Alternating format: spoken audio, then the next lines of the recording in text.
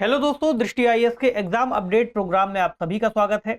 आज हम चर्चा कर रहे हैं ईपीएफओ द्वारा कंडक्ट कराए जाने वाले एग्जाम्स के बारे में। तो आने वाले समय में बहुत जल्द इसका नोटिफिकेशन आप सबको देखने को मिल सकता है। इसलिए इस परीक्षा से संबंधित जो भी एक बेसिक जानकारी हो सकती है कि आपको यदि उस परीक्षा की तैयारी करनी है तो उस परीक्षा की बेसिक जानकारी आपको हो। उस परीक्षा का क्या पैटर्न हो सकता है, किस तरह का एग्जाम है, एग्जाम का नेचर क्या है, क्या डिमांड है, इन सभी बातों को आज के सेशन में हम डिस्कस करेंगे। तो एग्जाम जो कंडक्ट कराता है वो कौन कराता है? यूपीएससी। और यूपीएससी ईपीएफओ एग्जाम के नाम से हम इसे जानते हैं। कुछ पदों की चर्चा की गई है, जैसे एक प्रमुख पद है एपीएफसी यानी असिस्टेंट प्रोविडेंट फंड कमिश्नर, और इन्फोर्समेंट ऑफिसर, इसी को शॉर्ट फॉर्म में ईओ बोलते हैं, और फिर अकाउंट्स ऑफिसर यानी एओ। तो इससे संबंधित जो परीक्षा का नोटिफिकेशन है वो आने वाले समय में जल्द ही हमें देखने को मिल सकता है, इसलिए इस पर हम बात कर लेते हैं। तो किन किन मुद्दों पर बात करेंगे, पहले ये जान लेंगे कि जिस संस्था के लिए, जिस संगठन के लिए आपको कार्य करना है उसका नेचर क्या है, उसकी प्रकृति क्या है, ताकि आप अपनी प्रकृति से उस प्रकृति को जोड़ करके समझ सकें कि वो जो नौकरी आने वाले समय में आप चाह रहे हैं वो कितनी आपके लिए कारगर साबित होगी या कितनी आपके नेचर के अनुरूप होगी। इसके अलावा एपीएफसी जिसे हम कह रहे हैं, और ईओ और एओ, ये परीक्षाएं या ये पोस्ट क्या हैं, किस तरीके की जिम्मेदारियां हैं, क्या पात्रता है इसके लिए, पात्रता की शर्तें, परीक्षा का क्या पैटर्न है, किस तरीके से परीक्षा डिजाइन की गई है, किस तरह के प्रश्न आएंगे। हालांकि विगत वर्षों में जो प्रश्न पत्र पूछे गए हैं उनके आधार पर ही हम बात कर रहे होंगे, और पाठ्यक्रम जो अब तक हमारे सामने रहा है तो उसके आधार पर बात करेंगे। इसके अलावा कुछ और मुद्दे छूट जाते हैं, जैसे कि सैलरी क्या है, और प्रीवियस ईयर्स के जो क्वेश्चन पेपर हैं उन पर भी हम अगले सेशन में बात कर लेंगे, इसका अगला सेशन भी लेकर के आएंगे। ठीक, तो शुरुआत करें। ईपीएफओ यानी एम्प्लॉइज प्रोविडेंट फंड ऑर्गेनाइजेशन या कर्मचारी भविष्य निधि संगठन इसको कहते हैं, भारत के अंतर्गत ये कार्य करता है। जो संगठन है श्रम एवं रोजगार मंत्रालय, भारत सरकार के अंतर्गत आता है, और इसको विश्व में सबसे बड़ा सामाजिक सुरक्षा संगठन कहते हैं।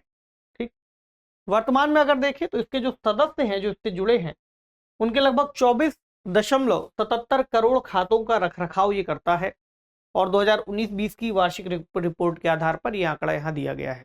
इस आधार पर ही इसको क्या कह रहे हैं कि विश्व में सबसे बड़ा सामाजिक सुरक्षा संगठन। ठीक, इसकी स्थापना कर्मचारी भविष्य निधि अध्यादेश के माध्यम से की गई थी 15 नवंबर 1951 को। ठीक, अध्यादेश लाया गया और त्वरित रूप से इसको स्थापित किया गया, लेकिन आने वाले समय में 1952 में चल करके फिर इससे जुड़ा एक अधिनियम भी आया जिसको कहते हैं कर्मचारी भविष्य निधि अधिनियम 1952, जिसके बाद यह स्थापित हुआ। तो कारखानों और अन्य संस्थानों में कार्यरत कर्मचारियों के भविष्य निधि की स्थापना से जुड़े प्रावधान इसमें किए गए हैं। जो लोग कर्मचारी हैं, किस तरीके से उनके भविष्य को सिक्योर किया जाए, तो उससे जुड़ी कुछ योजनाएं हैं जिनको ये संचालित करता है। जैसे पेंशन की बात आप कर लें, जानते ही होंगे पेंशन के बारे में। तो अब जो इसका नाम है, व्यावहारिक रूप से अब इसको कहते हैं कर्मचारी भविष्य निधि एवं प्रकीर्ण उपबंध अधिनियम 1952, जिसके अंतर्गत ये संचालित है। तो ये पूरे भारत में लागू है, और इसके अंतर्गत बनी योजनाओं का प्रशासन एक त्रिपक्षीय केंद्रीय न्यासी बोर्ड के द्वारा संचालित किया जाता है। 3 पक्षों के द्वारा बनाया गया एक केंद्रीय न्यासी बोर्ड। उसमें कौन कौन शामिल है? पहले सरकार, कौन कौन सी सरकारें? केंद्र सरकार भी है और राज्य सरकार भी है। उसके अलावा नियोक्ता, ठीक, तथा कर्मचारियों के प्रतिनिधि इसमें शामिल हैं, रोजगार देने वाला और रोजगार प्राप्त करने वाला, या जो रोजगार कर रहा है। ठीक, अभी कौन कौन सी प्रमुख योजनाएं हैं? पहला है ईपीएफ योजना 1952 से, पेंशन योजना जिसको ईपीएस कहते हैं, एम्प्लॉइज पेंशन स्कीम 1995 की, और इंश्योरेंस योजना ईडीएलआई कहते हैं 1976। ये 3 योजनाओं का संचालन ये प्रमुख रूप से कर रहा है। तो अब बात करें उस पद की जिस पर हम चर्चा कर रहे हैं, सहायक भविष्य निधि आयुक्त, एपीएफसी या फिर असिस्टेंट प्रोविडेंट फंड कमिश्नर। ये ग्रुप ए की सर्विस है और राजपत्रित अधिकारी ये होंगे। ठीक, राजपत्रित का मतलब जो भारत की संचित निधि से अपनी सैलरी को प्राप्त करते हैं। तो ये जो पद है ये एपीएफसी इन्फोर्समेंट और रिकवरी क्षेत्रीय भविष्य निधि आयुक्त के सामान्य नियंत्रण और उनके ही अधीक्षण में कार्य करते हैं। अगला जो पद है प्रवर्तन अधिकारी, इन्फोर्समेंट ऑफिसर और अकाउंट्स ऑफिसर, ये ग्रुप बी की सर्विस है और ये भी राजपत्रित है। अब इनका जो कार्य है प्रवर्तन ऑफिसर का, मान लीजिए अगर हम देखें तो प्रवर्तन यानी इन्फोर्समेंट, रिकवरी, लेखा प्रशासन की नकदी, कानूनी पेंशन और कंप्यूटर अनुभागों के सामान्य प्रशासनिक कार्य देखते हैं, खातों की नियमित जांच करते हैं और किसी भी तरह का यदि कोई दावा आता है तो उसका निपटान करते हैं। ठीक, अब एपीएफसी के लिए पात्रता की बात करें तो एज कितनी होनी चाहिए, तो पिछली जो रिक्रूटमेंट्स हुई हैं या पिछले जो नोटिफिकेशंस आए हैं उनके आधार पर ही हम इस पर बात कर रहे हैं, यानी 21 वर्ष से अधिक जो उम्मीदवार है और 35 वर्ष से कम आयु का होना चाहिए उम्मीदवार को।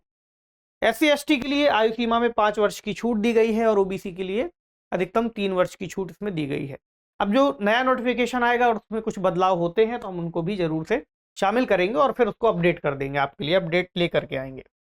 और शैक्षणिक योग्यता की बात करें तो किसी भी विषय में किसी मान्यता प्राप्त विश्वविद्यालय से स्नातक किया हुआ कोई व्यक्ति इस एग्जाम के लिए एलिजिबल माना जाएगा और वो इसमें शामिल होने के लिए अप्लाई कर सकते हैं। नागरिकता की भी बात कर लें, नागरिक कौन कौन नागरिक इसमें शामिल हो सकते हैं, तो सबसे पहली बात तो यही है कि भारत का नागरिक हो, बहुत अच्छी बात है, या फिर अगर भारत का नागरिक नहीं है तो नेपाल से संबंधित हो सकता है, भूटान से संबंधित हो सकता है, या फिर कोई तिब्बती शरणार्थी जो 1 जनवरी 1962 के पहले भारत में परमानेंटली रहने के लिहाज से भारत आ गए थे, या फिर इसके अलावा भी कुछ देशों के नाम आपको चौंका सकते हैं जहां पर भारतीय मूल का कोई व्यक्ति हो जो भारत में रहने के इरादे से ही आ गया हो, वो पाकिस्तान से माइग्रेट होकर आया हो, बर्मा से, श्रीलंका से, या फिर पूर्वी अफ्रीकी देश हों जैसे कि Kenya, Uganda, United Republic of Tanzania, Zambia, Malawi, जायरे, Ethiopia और वियतनाम जैसे देशों से हमेशा के लिए भारत में रहने के लिए आ गया हो। अब इसमें एक शर्त जरूर ये है बी, सी, डी और ई के लिए कि भारत सरकार की तरफ से इनको एक सर्टिफिकेट लेना अनिवार्य है, उसके बाद ये इस परीक्षा में बैठ सकते हैं। अब ईओ और एओ यानी इन्फोर्समेंट ऑफिसर और अकाउंट्स ऑफिसर के लिए पात्रता की शर्तों को देखें तो शैक्षिक योग्यता में इसमें भी वही किसी मान्यता प्राप्त संस्थान से किसी विषय में स्नातक की डिग्री हो। आयु की अगर सीमा की बात करें तो न्यूनतम वर्ष का उल्लेख अभी नहीं किया गया है, अधिकतम यहाँ पर 30 वर्ष देखने को मिलता है। आने वाले नोटिफिकेशन में अगर इसका कोई अपडेट होगा निश्चित तौर पर आपके लिए उसको शामिल करेंगे। SC ST के लिए आयु सीमा में 5 वर्ष की छूट है, ओबीसी के लिए 3 सालों की छूट है और EPFO के जो कर्मचारी हैं उनके लिए 5 वर्ष तक की छूट में दी गई है। इसके अलावा कुछ ऐसे लोग हो सकते हैं जो ECOs या SSCOs सहित भूतपूर्व सैनिक हों और कमीशन अधिकारियों के मामले में ऊपरी आयु सीमा में 5 वर्ष तक की छूट दी जा सकती है। ESO का मतलब क्या हुआ, इमरजेंसी कमीशन ऑफिसर, और SSCOs यानी शॉर्ट सर्विस कमीशन ऑफिसर जो कि 1971 और 1965 के युद्ध में जिन्होंने लड़ाई की हो।